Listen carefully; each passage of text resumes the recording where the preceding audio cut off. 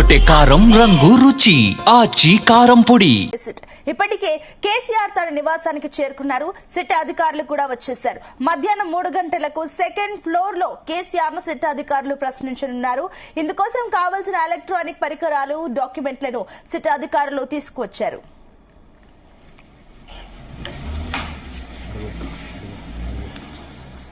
SIT విచారణ కోసం ఇంటికి వచ్చిన తండ్రిని కేటీఆర్ రిసీవ్ చేసుకున్నారు. ఇద్దరు కలిసి లిఫ్ట్ లో బిల్డింగ్ పైకి వెళ్లారు. విచారణకు ముందు కేటీఆర్, హరీష్ రావుతో కేసీఆర్ చర్చించారని తెలుస్తోంది.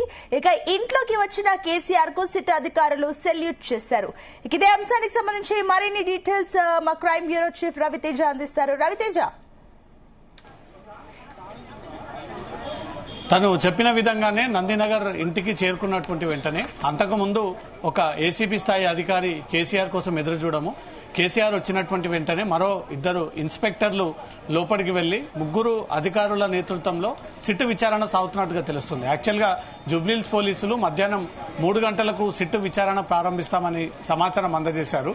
కేసీఆర్ ఫామ్ హౌస్ నుంచి వచ్చినటువంటి వెంటనే ఒక ఏసీపీ స్థాయి అధికారి, ఇద్దరు ఇన్స్పెక్టర్లు అతన్ని రహస్య రూమ్లోకి తీసుకెళ్లి కేసీఆర్ ఉదయం వాహనంలో నుంచి దిగినటువంటి వెంటనే కొన్ని డాక్యుమెంట్స్ కేటీఆర్ చేతికి ఇచ్చినటువంటి దృశ్యాలు అందరికీ కనబడ్డాయి. కాబట్టి కొన్ని డాక్యుమెంట్స్ కూడా కేసీఆర్ తీసుకొచ్చి అవన్నీ కూడా సిట్ అధికారుల ముందు ప్రవేశపెట్టినట్టుగా తెలుస్తుంది. ఈరోజు సాయంత్రం వరకు సుదీర్ఘంగా ఈ విచారణ సాగేటువంటి అవకాశం ఉంది. ఈరోజు 7-8 వరకు ఏదైతే గతంలో హరీష్ రావు, కేటీఆర్లను జూబ్లీహిల్స్ పోలీసులు విచారణ చేపట్టారో అదే తీరులో ఈరోజు కేసీఆర్ని కూడా విచారణ చేపట్టేటువంటి ఆలోచనలో సిట్ అధికారులు ఉన్నట్టుగా తెలుస్తుంది. మరి కాసేపట్లో అడిషనల్ డీసీపీ స్థాయి, డీసీపీ స్థాయి అధికారులు ఈ సిట్లో ఎవరైతే సభ్యులుగా ఉన్నారో ఆ సిట్ సభ్యులంతా కూడా కేసీఆర్ ఇంటికి చేరుకోబోతా ఉన్నారు. ఇప్పటికే ముగ్గురు బృందం కేసీఆర్ ఇంటికి చేరుకొని కేసీఆర్ని ముగ్గురు అధికారులు విచారణ చేపడతా ఉన్నారు. ఈరోజు సాయంత్రం 8 వరకు కూడా ఈ విచారణ జరిగేటువంటి ఛాన్స్ ఉంది. ఇప్పుడు మనం చూస్తున్నటువంటి దృశ్యాలు కేసీఆర్ ఎంట్రన్స్ మెయిన్ గేట్ దగ్గర చూస్తున్నటువంటి దృశ్యాలు. ఈ ఏరియానంతా కూడా పోలీసులు తమ ఆధీనంలోకి తీసుకున్నారు. ఇక్కడ ఒక బ్యారిగేట్ ఏర్పాటు చేసి పోలీసులందరూ ఎవరు కూడా కేసీఆర్ ఇంటి వైపుగా వెళ్లకుండా, అది కార్యకర్తలైనా సరే, కుటుంబ సభ్యులైనా సరే, ఇంటి వ్యక్తులైనా సరే ఎవరు కూడా లోపలికి వెళ్లకుండా ఒక బ్యారిగేట్ ఏర్పాటు చేసి ఈ బ్యారిగేట్ దాటకుండా పోలీసులు పటిష్ట బందోబస్తు ఏర్పాటు చేయడం జరిగింది. కేవలం ఈ ఒక్క బ్యారిగేట్ దగ్గరనే సుమారు 20 నుంచి 30 మంది పోలీసులు బందోబస్తుని ఏర్పాటు చేస్తూ ఉన్నారు. రైట్ సైడ్ మరో బ్యారికేడ్ కనబడతా ఉంది. ఇది తిరిగి క్యాన్సర్ హాస్పిటల్ వెనుక భాగంలో వెళ్ళేటువంటి రహదారి. అటువైపు నుంచి వచ్చేటువంటి వాహనాలను కూడా పూర్తిగా ఈ బ్యారికేడ్లను పెట్టి ఇక్కడ నిలిపివేయడం జరిగింది. ఇది MLA quarters, cancer hospital down ప్రాంతానికి వెళ్లేటువంటి రోడ్డు. ఆ రోడ్నంతా కూడా పోలీసులు తమ ఆధీనంలోకి తీసుకొని ఎవరు కూడా కార్యకర్తల ఆందోళన వ్యక్తం చేయకుండా గత విచారణ సందర్భంగా అటు సంతోష్ రావు, కేటీఆర్, హరీష్ రావు ముగ్గురు పోలీస్ స్టేషన్ కి విచారణకు హాజరైనప్పుడు చాలా మంది బీఆర్ఎస్ కార్యకర్తలంతా కూడా రోడ్డు మీదకి వచ్చి హంగామా చేసి, న్యూసెన్స్ క్రియేట్ చేసి, పోలీసుల పైన తిరగబడి పోలీసులతో గొడవ పెట్టినటువంటి సందర్భాలు ఉన్నాయి. కాబట్టి అలాంటి సీన్ రిపీట్ అవ్వకుండా ఉండేందుకు మాత్రం ఈరోజు సుమారు 1000 మంది పోలీసులని బందోబస్తు కోసం ఏర్పాటు చేసి లోకల్ ల్యాండ్ ఆర్డర్ టీమ్స్ తో పాటు హైదరాబాద్ కమిషనరేట్ పరిధిలో పనిచేస్తున్నటువంటి ఎస్హెచ్ఓలు, డిఐలు, ఆ తర్వాత constables, lady constables, women protections ని కూడా ఏర్పాటు చేస్తూ ఉన్నారు. ఎందుకంటే మహిళా సభ్యులు కూడా గత విచారణ సందర్భంగా చాలా మంది పోలీస్ స్టేషన్ వైపుగా దూసుకొచ్చేటువంటి ప్రయత్నం చేశారు. ఆ మహిళలందరినీ కూడా కట్టడి చేయడానికి, వాళ్ళందరినీ కూడా అడ్డుకునేందుకు కూడా స్పెషల్ టీమ్స్, మహిళా టీమ్స్ ని కూడా సీన్ లోకి దింపి వాళ్ళని కూడా ప్రొటెక్ట్ చేసే ప్రయత్నాలు జరుపుతా ఉన్నారు. ఇది కేసీఆర్ క్యాన్సర్ హాస్పిటల్ పక్క నుంచి కేసీఆర్ ఇంటికి వచ్చేటువంటి ప్రధాన రహదారిని అంతా కూడా పూర్తిగా ఈ దారి వ్యాప్తంగా ఉన్నటువంటి దుకాణాలన్నీ కూడా పూర్తిగా మూసివేయడం జరిగింది. ఇటు హోటళ్లు, కిరాణా షాప్స్, మిల్క్ పాయింట్స్, ఇక్కడ ఉన్నటువంటి రెసిడెన్స్, అపార్ట్మెంట్స్ అన్నిటినీ కూడా పూర్తిగా బంద్ చేసి ఎవరు కూడా ఈరోజు షాప్ ఓపెన్ చేయకూడదు అంటూ మాత్రం ఎక్కడికక్కడ పూర్తిగా వారిని నిలిపివేసి విచారణ సాగిస్తా ఉన్నారు. ఎందుకంటే హోటల్ పేరుతో మళ్ళీ వీళ్ళు చాయ్ పేరుతో కార్యకర్తలంతా కూడా ఇక్కడికి గ్యాదర్ అయ్యి ఇక్కడ మళ్ళీ గొడవలు చేసేటువంటి ఛాన్స్ ఉంది. కాబట్టి పూర్తిగా కేసీఆర్ విచారణ సందర్భంగా ఏ ఒక్క దుకాణం ఇక్కడ ఉండకూడదు అనే ఆలోచనతో పూర్తిగా దుకాణాలన్నీ కూడా మూసివేశారు. కేసీఆర్ సుమారు 1/2 కిలోమీటర్ వరకు 4 వైపుల నుంచి కూడా దుకాణాలన్నీ కూడా పూర్తిగా మూసివేశారు. ఇంట్ల నుంచి ఎవరు కూడా వ్యక్తులు బయటికి రాకండి, బయట ఉన్నటువంటి వ్యక్తులు ఎవరు కూడా రోడ్ల మీదకి వచ్చి హంగామా క్రియేట్ చేయకూడదు. ఇది సాదా సీదాగా జరగాల్సినటువంటి ఇన్వెస్టిగేషన్. ఎవరు కూడా ఈ ఇన్వెస్టిగేషన్ కి ఆటంకం ఏర్పాటు చేసినా, ఎవరు పబ్లిక్ న్యూసెన్స్ క్రియేట్ చేసినా, రోడ్ల మీదకి వచ్చి హంగామా చేసినా వారిపైన కఠిన చర్యలు ఉంటాయంటూ మాత్రం ఇప్పటికే హైదరాబాద్ పోలీసులు హెచ్చరిస్తా ఉన్నారు. మనకు ఫ్రేమ్ లో చాలా దూరంలో ఒక బ్యారిగేట్ కనబడతా ఉంది. అది Jubilee hills main road barricade, cancer hospital కి వెళ్లేటువంటి ప్రధాన రహదారి. అక్కడే మెయిన్ పాయింట్ ఏర్పాటు చేసి ఆ పాయింట్ ద్వారా కేసీఆర్ తప్ప ఎవరు కూడా లోపలికి రాకూడదు అంటూ కూడా అక్కడే వాళ్ళని ఆపేసి ఆ వాహనాలన్నీ కూడా తిప్పి పంపిస్తూ ఉన్నారు. కేసీఆర్ ఇంట్లోకి వచ్చినటువంటి వెంటనే కేటీఆర్ రిసీవ్ చేసుకొని తన చేతిలో ఉన్నటువంటి ఒక ఫైల్ డాక్యుమెంట్ ని కేటీఆర్ కి ఇచ్చి, అది విచారణ సందర్భంగా పోలీసులు ఒకవేళ అడిగితే వాళ్ళు అడిగేటువంటి సమాధానాలకు ఈ డాక్యుమెంట్ ఇచ్చే విధంగా ముందుగానే లీగల్ ఒపీనియన్ తీసుకొని ఫుల్ గా ప్రిపేర్ అయ్యి కేసీఆర్ ఈ రోజు విచారణకు హాజరయ్యారు. 2014లో రాష్ట్రం వీడిపోయి నూతన రాష్ట్రం ఏర్పడ్డ తర్వాత కేసీఆర్ ముఖ్యమంత్రిగా బాధ్యతలు తీసుకొని 2023 వరకు కూడా 2 సార్లు సీఎంగా పనిచేసినటువంటి సమయంలో ఈ ఫోన్ ట్యాపింగ్ జరిగిందనే ఒక ఆరోపణలు 2024లో పంజగుట్టలో నమోదైనటువంటి కేసు. ఈ 10 ఏళ్ల పాటు బీఆర్ఎస్ ప్రభుత్వంలో అనేక అక్రమాలు జరిగాయి. ఫోన్ ట్యాపింగ్ ద్వారా వ్యక్తిగత విషయాలను తీశారు. స్పెషల్ టీమ్స్ ని ఏర్పాటు చేసి రాజకీయ నాయకులను, ప్రతిపక్ష నాయకులని, అప్పట్లో ఉన్నటువంటి మాజీ ముఖ్యమంత్రి, ప్రస్తుత ముఖ్యమంత్రి యొక్క సోదరుల యొక్క బ్రదర్స్ ఫోన్ ట్యాపింగ్ కి పాల్పడి వ్యక్తిగత డేటానంతా కూడా బయటికి తీశారని చెప్తా ఉన్నారు.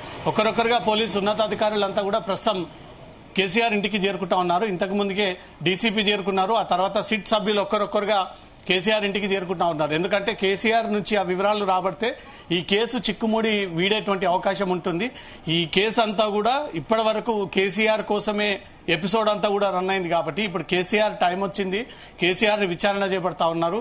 కేసీఆర్ ని ఎట్టి పరిస్థితుల్లో విచారణ చేపట్టాలనేది సిట్ మొదటి నుంచి కూడా ఈ స్పీడ్ తో ముందుకు దూసుకెళ్తా ఉంది కాబట్టి సిట్ సభ్యులంతా కూడా ఈ నూతనంగా ఏర్పాటు చేసినటువంటి VC Sajjanar Hyderabad police commissioner నేతృత్వంలో ఏర్పాటైనటువంటి సిట్ సభ్యులంతా కూడా కేసీఆర్ ఇంటికి చేరుకుంటా ఉన్నారు. ఇప్పటికే 3 అధికారులతో కూడినటువంటి టీమ్ కేసీఆర్ ఇంటికి చేరుకొని విచారణ చేపడతా ఉన్నారు. ఒకరొకరుగా పోలీసు ఉన్నతాధికారులు, సిట్ ముఖ్య పోలీసు అధికారులంతా కూడా ఇక్కడికి చేరుకుంటా ఉన్నారు. ఆ సిట్ సభ్యులని లోపలికి పంపిస్తున్నటువంటి దృశ్యాలు కనబడతా ఉన్నాయి. ఉన్నత పోలీసు అధికారులు, డీసీపీ, అడిషనల్ డీసీపీ స్థాయిలో ఉన్నటువంటి అధికారులని లోపలికి పంపిస్తున్నటువంటి దృశ్యాలు కేవలం పోలీసులకు మాత్రమే అనుమతిస్తా ఉన్నారు. ఇప్పుడు వెళ్తున్నటువంటి వాహనాన్ని కేసీఆర్ ఇంటి లోపలికి వెళ్తున్నటువంటి దృశ్యాలు కనబడతా ఉన్నాయి. సిట్ సభ్యులను మాత్రమే లోపలికి అనుమతిస్తా ఉన్నారు.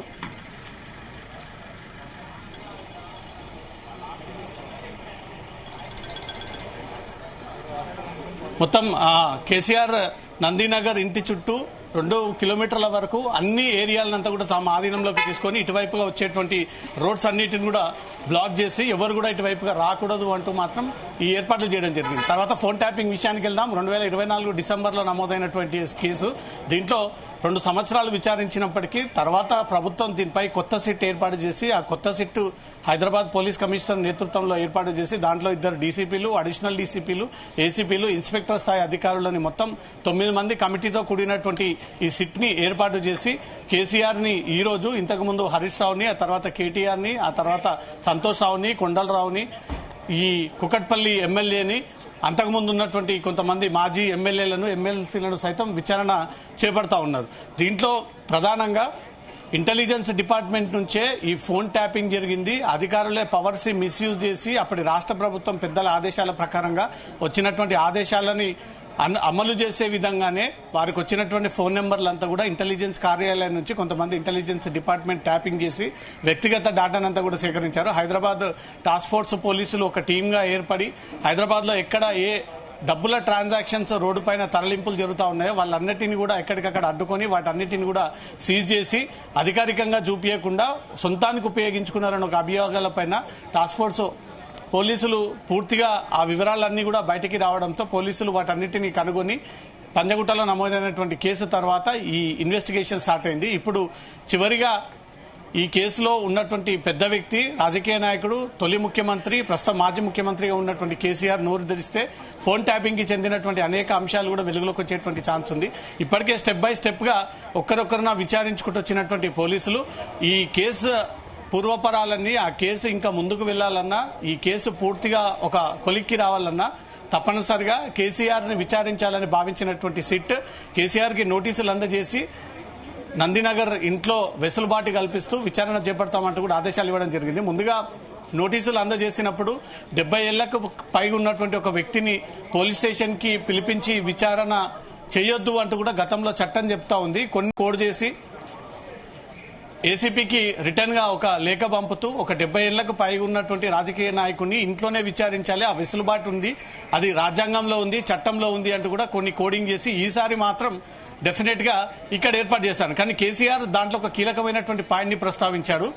వెంకటగిరి జూబ్లీహిల్స్ ఏసీపీ నన్ను విచారించడానికి అర్హుడు కాదు, అతని నేతృత్వంలో విచారణ జరపకూడదు అంటూ కూడా క్లియర్ గా ఆ నోట్ ని తిరిగి పోలీసులకు పంపించడం జరిగింది. పోలీసులు దాన్ని పరిగణలోకి తీసుకున్నారు. ఎందుకంటే ఒక ఏసీపీ స్థాయి అధికారి ప్రస్తుతం సిట్ సభ్యుడిగా ఉన్నటువంటి అతను విచారణ జరగకుండా కేఎస్ రావు అనే ఒక ఏసీపీని పంపించి అతని ద్వారా ఈ కేసు విచారణ జరిపిస్తా ఉన్నారు. ఇటు పోలీసులు రాసినటువంటి లేఖపైన కేసీఆర్ ఇచ్చినటువంటి స్పందన కూడా పోలీసులు పరిగణలోకి తీసుకుని నిజంగానే చట్టంలో ఆ రకంగా కొన్ని రెస్ట్రిక్షన్స్ ఉంటాయి కాబట్టి వాటన్నిటికీ కట్టుబడే హైదరాబాద్ పోలీసులు ఈరోజు వెంకటగిరితో కాకుండా కేఎస్ రావుతో ఈ కేసు విచారణ జరిపిస్తున్నట్టుగా కనబడుతోంది. ఒక ఏసీపీ స్థాయి అధికారి, 2 ఇన్స్పెక్టర్లు ప్రస్తుతం లోపలికి వెళ్లి కేసీఆర్తో ఈ సమావేశం ఏర్పాటు చేసి సమాచారం సేకరిస్తా ఉన్నారు. అతను ఇచ్చేటువంటి ప్రతి విషయాన్ని కూడా డాక్యుమెంట్ రూపంలో వీళ్ళు స్వీకరిస్తూ హ్యాండ్ రైటింగ్ ద్వారా ఆ వాంగ్మూలాన్ని రికార్డు చేస్తూ వీడియోగ్రఫీ ద్వారా ఆ వీడియోనంతా కూడా రికార్డ్ చేసి భవిష్యత్తులో తిరిగి ఇది కోర్టులో ప్రొడ్యూస్ చేసేటువంటి అవకాశం ఉంది. ఈ రోజు పోలీసులకు కేసీఆర్ సహకరిస్తా ఉన్నాడా లేదా, ఎలాంటి సమాచారాన్ని అందజేస్తా ఉన్నాడు, పోలీసు అడిగినటువంటి క్వశ్చన్స్ కి ఎలాంటి సమాధానాలు ఇస్తా ఉన్నాడు, వీటన్నిటిపై కూడా ఈవినింగ్ ఈ విచారణ ముగిసిన తర్వాత సిట్ ఒక నోట్ రిలీజ్ చేసేటువంటి అవకాశం ఉంది. అయితే రవితేజ, సాధారణంగా ఇప్పుడు విచారణ ఈ రోజు మధ్యాహ్నం 3 గంటలకు ఉండాల్సింది, అంతకంటే ముందే విచారణ స్టార్ట్ కావడానికి ఏమైనా పర్టికులర్ రీజన్స్ ఉన్నాయా? సాధారణంగా ఒక అనుమానితుడు లేదా ఈ కేసులో సాక్షిగా ఉన్నటువంటి వ్యక్తులకు గతంలో 2 మాజీ మంత్రులకు ఉదయం 11 గంటల సమయంలో విచారణ చేపడతామని నోటీసులు ఇవ్వగా మొన్న సంతోష్ రావుకి మాత్రం 3 గంటలకు, ఆ తర్వాత కేసీఆర్కి మధ్యాహ్నం 3 గంటలకు మాత్రమే టైం కేటాయించడం జరిగింది. ఎందుకంటే ఉదయం 11 గంటలకు నోటీసులు అందజేస్తే జూబ్లీహిల్స్ పరిసర ప్రాంతాలన్నీ కూడా రోడ్లంతా కూడా ఒక్కసారిగా డిస్టర్బ్ అయిపోవడము, రోడ్ల మీదకి వచ్చి వీళ్ళంతా న్యూసెన్స్ క్రియేట్ చేయడము, ట్రాఫిక్ అంతరాయం ఏర్పడము, అటువైపుగా వెళ్తున్నటువంటి వీఐపీలకు వీవీఐపీలకు సీఎం ఇంటి దగ్గరికి ఆనుకొని ఉన్నటువంటి పోలీస్ స్టేషన్ కాబట్టి ఉదయం సమయంలో క్రౌడ్ కారణంగా సిటీలో కొంత ల్యాండ్ ఆర్డర్ ప్రాబ్లం అవుతుంది, ట్రాఫిక్ ప్రాబ్లం అవుతుంది. దీన్ని దృష్టిలో పెట్టుకుని పోలీసులు మధ్యాహ్నం 3 గంటలకు నోటీసులు ఇవ్వాల్సిందిగా వీళ్ళు నిర్ణయించుకొని గతంలో ఒక్కరికి 3 గంటలకు నోటీసులు ఇవ్వగా సంతోష్ రావుకి, ఇప్పుడు కేసీఆర్కి 3 గంటలకు నోటీసులు అందజేశారు. కానీ 2 గంటల ముందే కేసీఆర్ ఎర్రవల్లి ఫామ్ హౌస్ నుంచి నందినగర్ ఇంటికి చేరుకున్నారు కాబట్టి ఎలాగో విచారించాల్సినటువంటి వ్యక్తి వచ్చాడు కాబట్టి అది ఈ రోజే డేట్ కాబట్టి 1 గంట ముందుగానే పోలీసులు కేసీఆర్ని ఒక రూమ్ రెడీ చేసుకొని అక్కడ వీడియోగ్రాఫ్ ఏర్పాటు చేసి ఒక టేబుల్ 4 చైర్లు ఏర్పాటు చేసి ఓన్లీ కేసీఆర్ మాత్రమే విచారణ సందర్భంగా ఉండాలి, సిట్ సభ్యులు మాత్రమే అక్కడ ఉండేటట్టు విధంగా ఆ రూమ్ లో ఆ వెసులుబాట్లన్నీ కూడా ఏర్పాటు చేసుకుని దాని ద్వారా విచారణ ప్రారంభించారు. ఈ రోజు సాయంత్రం వరకు కూడా ఈ విచారణ జరిగేటువంటి ఛాన్స్ ఉంది. ఈ విచారణలో కేసీఆర్ పోలీసులకు సహకరిస్తా ఉన్నాడా లేదా, ఏ రకమైనటువంటి సమాధానాలు ఇస్తున్నా అనే దానిపై క్లారిటీ రావాలి. గతంలోనే మీడియా సమావేశంలో కేసీఆర్ చాలా క్లియర్ గా ప్రస్తావనించారు. ఒక ముఖ్యమంత్రి హోదాలో ఉన్నటువంటి వ్యక్తులకు ఇంటెలిజెన్స్ ఎక్కడ నుంచి వివరాలు సేకరించి అందజేస్తుందన్నటువంటి విషయం మాకెలా తెలుస్తా ఉంది, మాకు రిపోర్ట్ కావాలని ఆదేశిస్తాము, వాళ్ళు ఎక్కడి నుంచి తీసుకొచ్చారు, ఎలా తీసుకొచ్చారు, అది ట్యాపింగ్ చేశారా, టూపింగ్ చేశారా, అవన్నీ కూడా మాకు సంబంధించినటువంటి అంశాలు కాదు కాబట్టి మా పరిధిలో ఎందుకు ఉంటుంది, ఇంటెలిజెన్స్ డిపార్ట్మెంట్ ఏ రకంగా మాకు ఇన్పుట్స్ తీసుకొస్తారో అది తమకు సంబంధం లేదు, మాకు ఇన్వాల్వ్మెంట్ దాంట్లో ఉండదు. రాష్ట్రం ఏది కూడా అధికారంలోకి వచ్చినప్పుడు రాష్ట్ర ముఖ్యమంత్రికి ఆ ఇన్పుట్స్ కానీ ఆ వివరాలు అందజేయాల్సినటువంటి బాధ్యత ఇంటెలిజెన్స్ పైన ఉంది కాబట్టి గత 10 ఏళ్లలో కూడా ఇంటెలిజెన్స్ వాళ్ళ డ్యూటీ చేసింది. ఆ డ్యూటీ ప్రకారంగా మేము అలర్ట్ చేశాము, దాని ప్రకారంగా నడిచింది తప్ప దీనిపై స్పెషల్ ఇంట్రెస్ట్ ఎక్కడ ఈ ఫోన్ ట్యాపింగ్ అనేది ఏదో టైం పాస్ కి చేపడుతున్నటువంటి అంశం అనేది కూడా అనేది గతంలో కేసీఆర్ అనేక సందర్భాల్లో ప్రస్తావించినటువంటి అంశం. ఇప్పుడు అదే ఫోన్ ట్యాపింగ్ కేసులో కేసీఆర్ ని సిట్ అధికారులు విచారిస్తా ఉన్నారు. విచారణకు సహకరిస్తున్నట్టుగానే సమాచారం అందుతుంది.